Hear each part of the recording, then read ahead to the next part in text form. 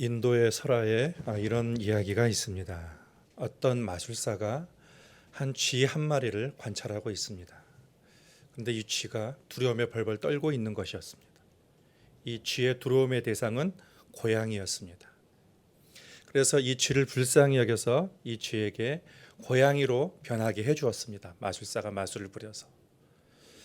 괜찮을 줄 알았더니 또 이 고양이가 된 쥐가 똑같이 두려워하고 있는 것이었습니다. 가만 보니까 그 앞에 개가 한 마리가 있었습니다. 그래서 또 불쌍한 거예요. 그래서 다시 그 두려움을 없애주려고 또 마술사가 마술을 부려서 또 이 고양이를 또 개로 다시 또 변신시켜 주었습니다.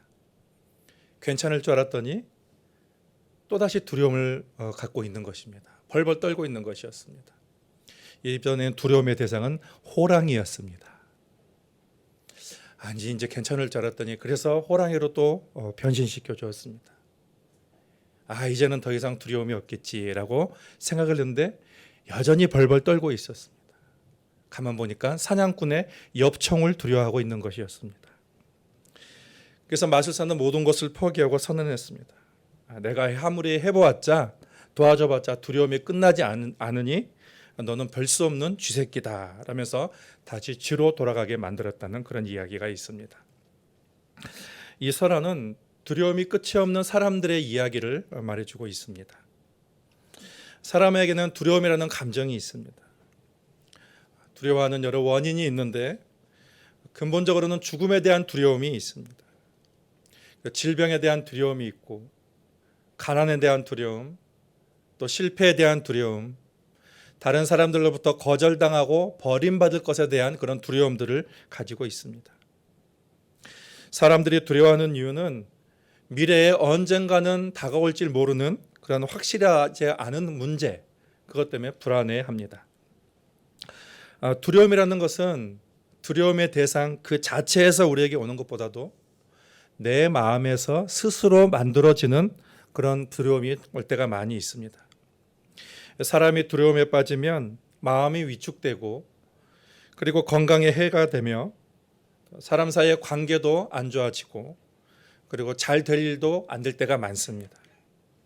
어떤 일이 일어나기도 전에 미리 지레 겁먹고 불안해하고 두려워하다가 잘 될 수 있는 일까지도 망치기가 일쑤입니다. 그렇지만 아무리 어렵고 복잡한 일도 마음이 흔들리지 않고 담대히 맞설 수 있다면 쉽게 해결할 수도 있습니다. 오늘 말씀은 심각한 문제에 봉착해서 두려움에 빠진 사람들이 두려움을 이기고 문제를 극복한 내용을 다루고 있습니다. 본문은 두 가지 내용을 함께 기록을 해주고 있는데 시작부터 마지막까지는 회당장 야이로와 그 딸의 이야기를 다루고 있습니다. 그리고 그 중간에 샌드위치 구조로 12회를 혈루증으로 앓고 있는 한 여인의 이야기를 기록을 하고 있습니다. 둘 다 다른 이야기지만 같은 내용을 다루고 있습니다. 이제 본문으로 들어가 보겠습니다. 지지난주에 나누었던 본문보다 앞선 이야기는 예수님께서 거라사 지방에 들어가셔서 군대 귀신 들린 자를 고치신 그런 이야기를 우리가 같이 나누었습니다. 예수님께서 거라사 지역에서 다시 이제 원래 있던 가버나움이라는 지역으로 돌아가셨습니다. 그곳에서 전에 하던 대로 바닷가에서 사람들을 가르치고 계실 때에 회당장 야이로는 사람이 갑자기 예수님 앞에 나타나서 무릎을 꿇고 예수님께 간청하는 내용입니다. 마가복음 5장 22절 23절을 제가 읽어드리겠습니다. 회당장 중에 하나인 야이로라 하는 이가 와서 예수를 보고 발 아래에 엎드리어 간곡히 구하여 이르되 내 어린 딸이 죽게 되었사오니 오셔서 그 위에 손을 얹으사 그로 구원을 받아 살게 하소서 하거늘. 당시 회당장은 유대교의 회당을 책임지는 사람입니다. 회당의 건물을 관리하고 또 예배를 계획하고 진행에 필요한 모든 일을 담당하는 사람입니다. 당시 유대교인들은 예수님에 대해서 호의적이지 않았습니다. 유대인인 그가 예수님을 찾아와서 무릎을 꿇고 예수님께 요청한다는 것, 그로서는 쉽지 않은 결정을 내린 것입니다. 이것은 그가 평범한 일로 예수님을 찾은 것은 아니다라는 것들을 알게 합니다. 그가 예수님을 찾아온 이유는 두려움 때문입니다. 그에게는 딸이 한 명이 있습니다. 42절에 보면 그 딸이 나이가 12살이라고 했습니다.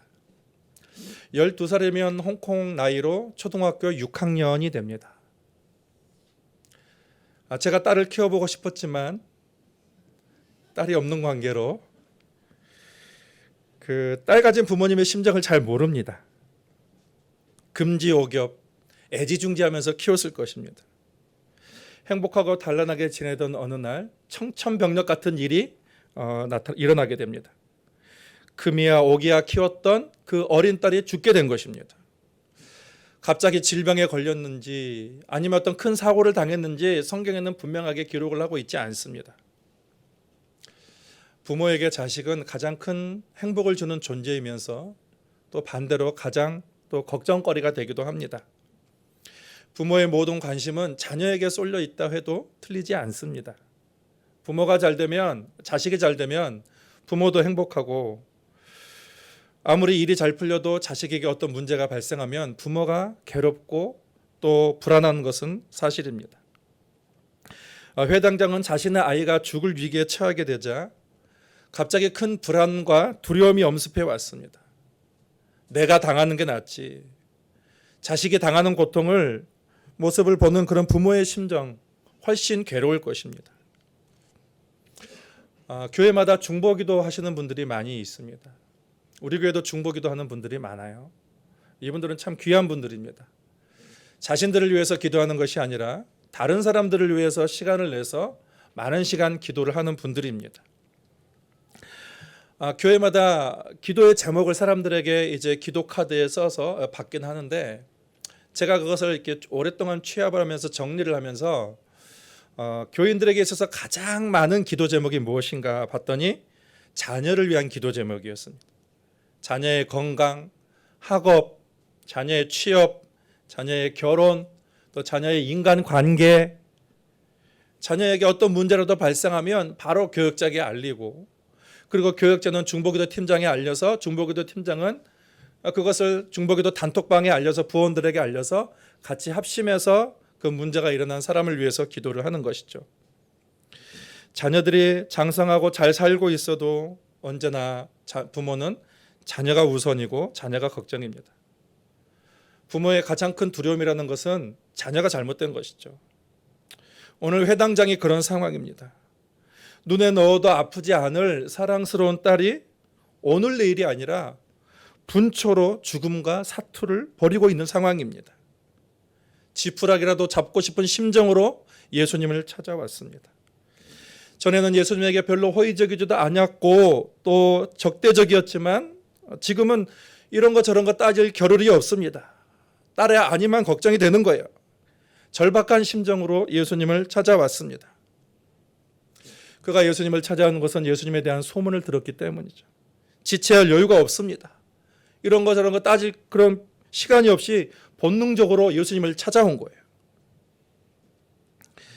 어떤 어머니가 있었습니다. 이분이 이제 결혼을 해서 아들 하나를 낳았는데 이 아들이 어릴 때에 남편이 다른 여자와 눈이 맞아가지고 버리고 도망을 가버렸습니다. 갑자기 앞이 캄캄해졌습니다. 나라도 이 아이를 잘 키워야겠다 그런 다짐을 했고 경제적인 문제를 해결하느라고 아이에게 큰 관심을 두지 못했습니다. 이 아들은 아버지에게 버림받았다는 그런 생각과 가정에 와도 기댈 곳이 없어서 자꾸 어긋나기 시작했어요. 불량배들과 어울리고 외박하는 것은 습관이고 거의 매일 새벽에 집에 들어왔습니다. 어머니는 아들에게 자기애가 큰 신경을 써주지 못하는 것이 너무 미안해서 아들이 어긋난 길로 가도 크게 아기에게 타이르지 못했습니다. 그래서 어머니는 항상 두려웠습니다. 자식이 마약을 하면 어떡하나, 우리 자식이 폭행을 하고 큰 불법을 저질러서 감옥에 가면 어떻게 하나, 그 인생이 망치면 어떻게 하나 늘 불안했습니다. 이 문제를 가지고 목사님을 찾아가서 목사님에게 상담을 했습니다. 목사님, 우리 자녀가 잘못될 것이 너무 두렵습니다. 혹시라도 불량배들과 어울리고 마약을 하고 그리고 나쁜 일을 해서 감옥에 갈 것이 너무 두렵습니다. 그러면 목사님들은 어떻게 대답해야 돼요? 아유, 성도님 참 힘드시겠네요. 아유, 어떻게 하실까요? 제가 기도해 드리겠습니다. 이렇게 얘기할 텐데 이 목사님은 갑자기 이 어머니를 막 나무랐습니다. 타일렀습니다. 제가 보기에는 어머니가 문제가 많습니다. 먼저는 어머니의 말의 문제입니다. 어머니는 말마다 내 자녀가 마약하면 어떡하나, 범죄를 저지르면 어떡하나, 감옥에 가면 어떡하나, 아들 생각하면서 부정적인 것만 생각하고 그 부정적인 말만 하고 있는 것입니다. 어머니가 그런 생각과 말에 지배를 받는 이상, 내가 아무리 어머니를 위해서 기도해줘도, 어머니 자녀를 위해서 기도해줘도 그 기도는 아무런 효력을 발휘할 수가 없습니다. 그래서 이 어머니가 그러면 어떻게 해야 되느냐고 물었습니다. 그랬더니 목사님이 어머니의 말과 생각을 바꾸라고 했습니다. 그래서 생각하는 법과 말하는 법을 목사님이 가르쳐 주었습니다. 내 아들이 하나님께로 돌아올 것을 믿습니다. 그가 건강하고 건실한 자녀가 될 것을 믿습니다. 내 아들이 자신의 인생의 책임적인 존재가 되고 사회에 유익을 끼치는 사람이 될 것을 믿습니다. 이제는 자식 때문에 불안해하거나 두려워하지 말고 성경에 말씀하시는 대로 믿음으로 생각하고 말할 것을 가르쳐 주었습니다. 다시 본문으로 돌아와 보면 예수님은 회당장의 요청을 듣고 회당장을 따라갔습니다. 많은 사람들이 서로 그렇게 예수님을 에워싸밀고 예수님을 따라갔습니다. 이 말씀이 24절까지의 말씀입니다. 그런데 25절부터는 회당장의 이야기가 잠시 중단되고 전혀 새로운 이야기가 등장을 하게 됩니다. 예수께서 회당장의 집을 향해 가시던 중에 돌발적인 사건이 발생합니다. 사람이 많아서 혼잡한 와중에 한 여인이 군중 속에 있다가 예수님의 옷자락을 만진 것이었습니다. 그 여인은 12회를 혈류증으로 앓고 있는 여인이었습니다. 혈류증은 여인에게 있는 유출병입니다. 레위기 15장에 보면 혈류증은 부정한 병으로 여기게 되었고 사람들과의 관계에서 떨어져 격리되어 지내야만 했습니다. 이때는 본인뿐만 아니라 그가 접촉한 사람들까지도 부정하게 되었습니다. 그래서 본문에서 혈류증을 앓고 있던 여인은 성전에도 들어갈 수가 없었습니다.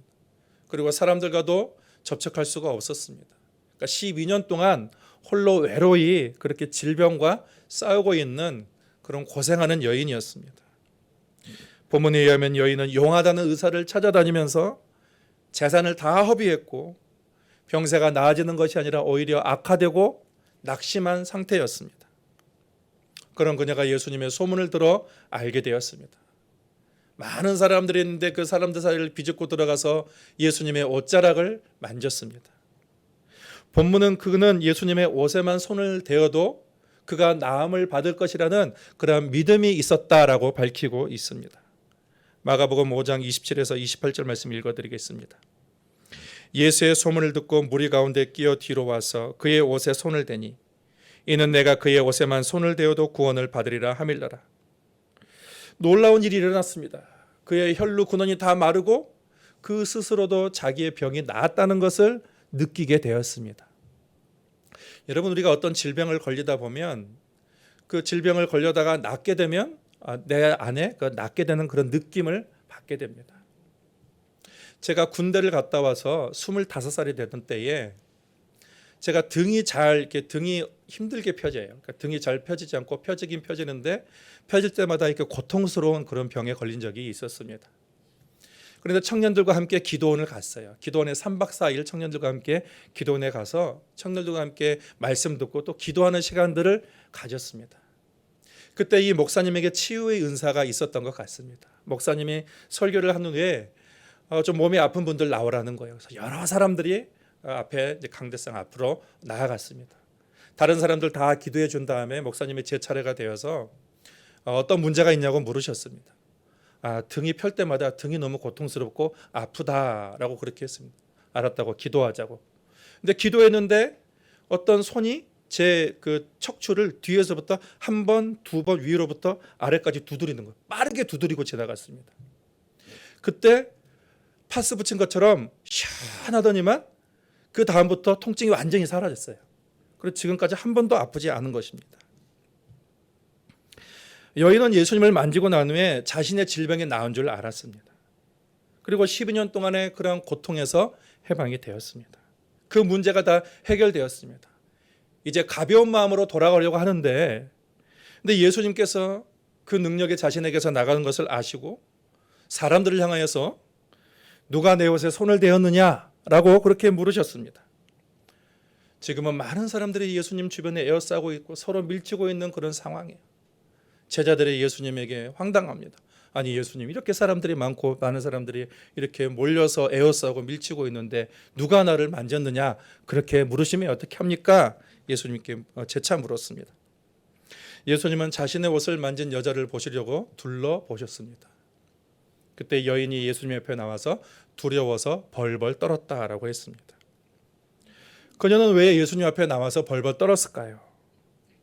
먼저는 자신은 부정한 몸으로 사람을 만졌기 때문이죠. 부정한 몸으로 사람을 만지면 안 되죠. 격리해야 되는 그런 법을 어긴 것입니다. 자칫 잘못하면 사람들에게 돌을 맞을 수도 있는 그런 상황입니다. 또 하나는 그녀가 예수님 앞에 떤 것은 예수님의 신적 권위를 보고 두려워하게 된 것이죠. 질병에 나온 것을 보고 예수님은 신적인 권위를 가지고 있나. 그 권위 앞에 나는 부정한 사람으로서 서 있는 거예요. 죄인으로서 서 있는 것입니다. 그러니 그 예수님을 보고 그 두려워 떨 수밖에 없는 그러한 상황인 것입니다. 예수께서는 그 두려움에 떨고 있는 여인에게 안심을 시키셨습니다. 마가복음 5장 34절 우리 같이 한번 읽겠습니다. 예수께서 이르시되 딸아 내 믿음이 너를 구원하였으니 평안히 가라 내 병에서 놓여 건강할지어다. 예수님은 두려워 떨고 있는 여인을 향하여 내 믿음이 너를 구원하였으니 평안히 가라, 그의 마음을 안심시켜 주셨습니다. 그리고 내 병에서 놓여 건강할지어다, 그렇게 선언을 해 주셨습니다. 예수님은 부정한 사람도 예수님을 찾아오면 주님은 기뻐하십니다. 예수님을 찾아와서 믿음으로 주님께 나오는 사람을 주님은 기뻐하시는 것이죠. 인생에는 여러 종류의 두려움이 있습니다. 그 두려움에는 실체가 없는 두려움이 있어요. 실체가 없는데 내 마음속에서 괜히 만들어진 그런 두려움이 있는 것입니다. 근데 우리가 어떤 두려움을 가지고 있든지 그 두려움을 이길 수 있는 것은 주님을 믿는 믿음인 것이죠. 여인은 평생 두려움을 가지며 살았어요. 질병에 대한 두려움, 내 목숨을 잃을 수 있을 것이라는 그러한 두려움. 그것 때문에 재산까지 다 허비해서 아무것도 가진 것이 없는 가난에 대한 그런 두려움. 부정한 사람 때문으로 인해서 그 이유로 인해서 사람들에게 버림받고 거절받고 늘 격리되어 살아야 하는 그런 두려움이 있었습니다. 근데 이 모든 종류의 두려움을 이길 수 있는 것은 믿음이었습니다. 여러분, 믿음은 모든 두려움을 이기고 평안을 주는 것이죠. 그리고 믿음은 기적을 일으키는 그런 능력의 통로가 되는 것입니다. 이렇게 주님은 한 믿는 사람에게 평안과 치유를 주셨습니다. 그렇지만 이런 상황이 길어질수록 더 불안해진 사람이 있습니다. 바로 회당장입니다. 회당장은 지금 굉장히 마음이 조급하고 불안합니다. 딸의 목숨이 경각에 지금 달려있는 상황입니다. 그런데 한 부정한 여인 때문에 시간이 지체되고 있는 것이죠. 자신의 딸의 상태를 보면 이렇게 지체할 여유가 없습니다. 자신의 딸에게 무엇인가 일어날 것만 같은 그런 불안감 때문에 미칠 지경입니다. 그런데 불안한 예감은 왜 자꾸 맞는지, 예수님은 아직 그 여인과 말씀을 나누실 때에 회당장의 집에서 사람들이 와서 당신의 딸이 죽었습니다. 더 이상 예수님을 괴롭게 하지 마십시오. 그렇게 알리고 있습니다. 하늘이 무너지는 것과 같습니다. 본인이 두려워했던 일이 결국 일어나고 만 것입니다. 일이 터졌습니다. 말로 표현할 수 없는 고통과 괴로움이 그를 둘러싸고 있었습니다. 이때 예수께서 소망 없이 괴로워하던 그 사람에게 이르십니다. 마지막으로 마가복음 3장 36절 말씀 같이 5장 36절 말씀 같이 읽겠습니다. 예수께서 그 하는 말 곁에서 들으시고 회당장에게 이르시되 두려워하지 말고 믿기만 하라 하시고, 우려했던 일이 터지고 말았습니다. 두려워했던 일이 일어나고 말았습니다. 이제 더 이상 방법은 없습니다. 돌이킬 수가 없습니다. 회당장이 원했던 방법은 단 하나예요.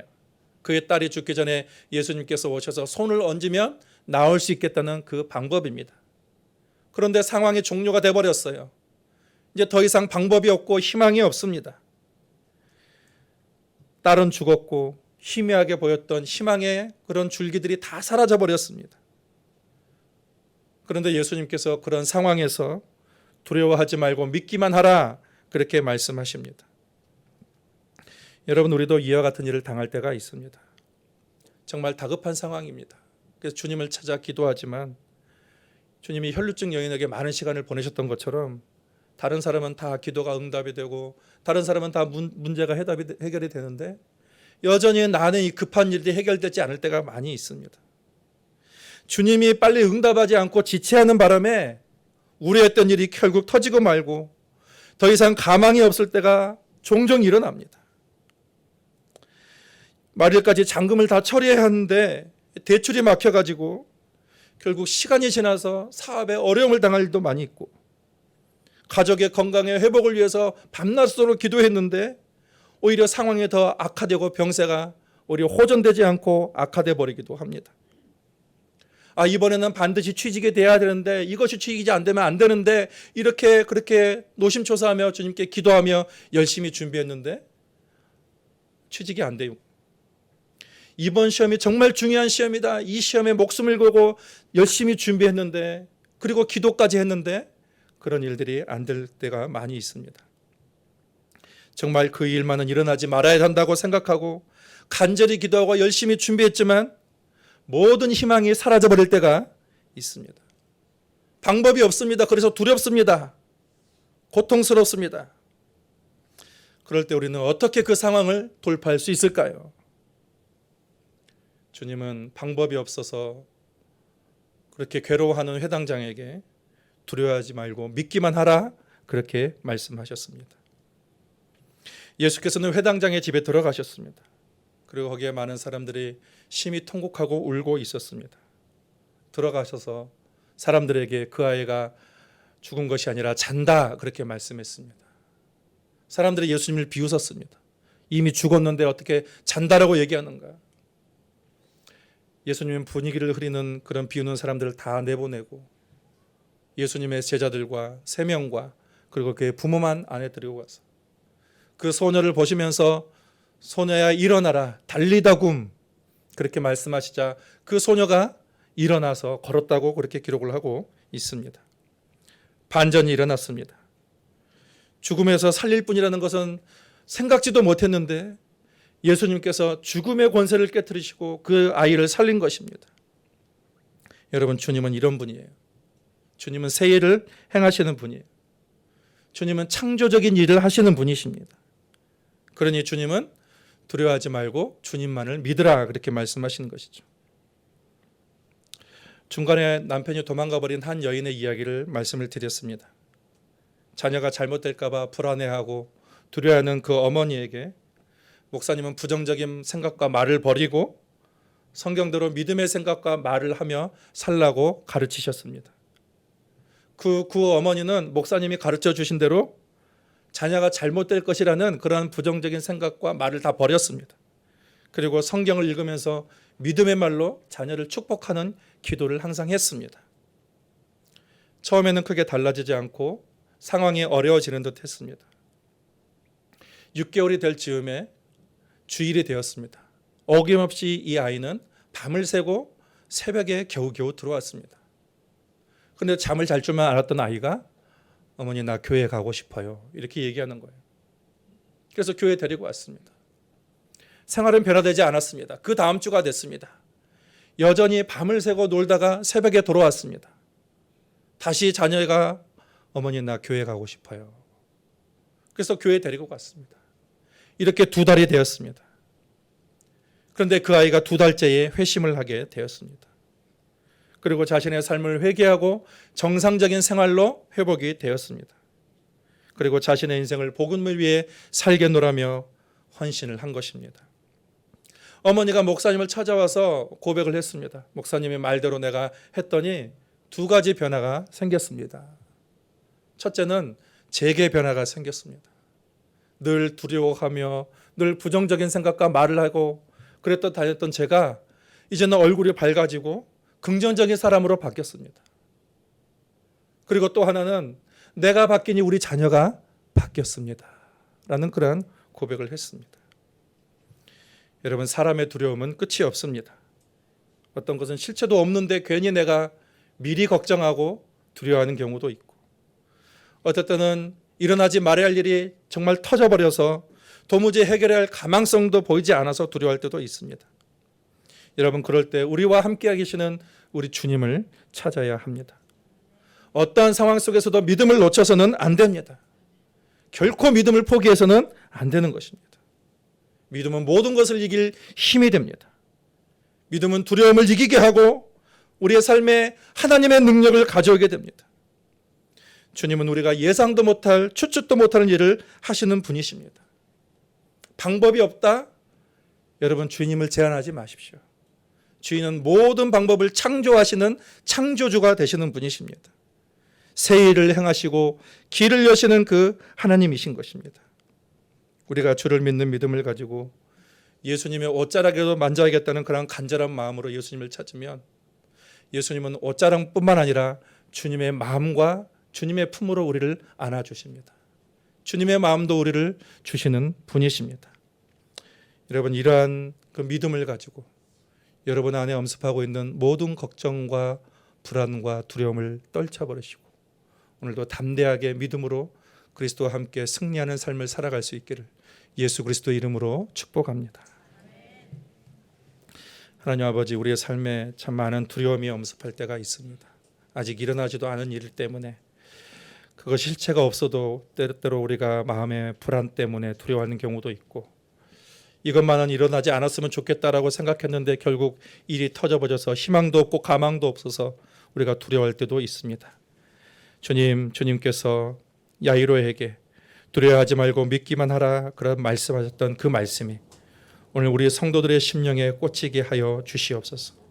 어떠한 상황이 있다 할지라도 그 주의 말씀을 받아 주님을 신뢰함을 통하여서 새 일을 행하시고 우리의 길을 새롭게 창조하시는 그 하나님의 능력 안에 날마다 살아가는 홍콩동신교회 모든 성도들 되도록 주의 성령께서 친히 함께하여 주시옵소서.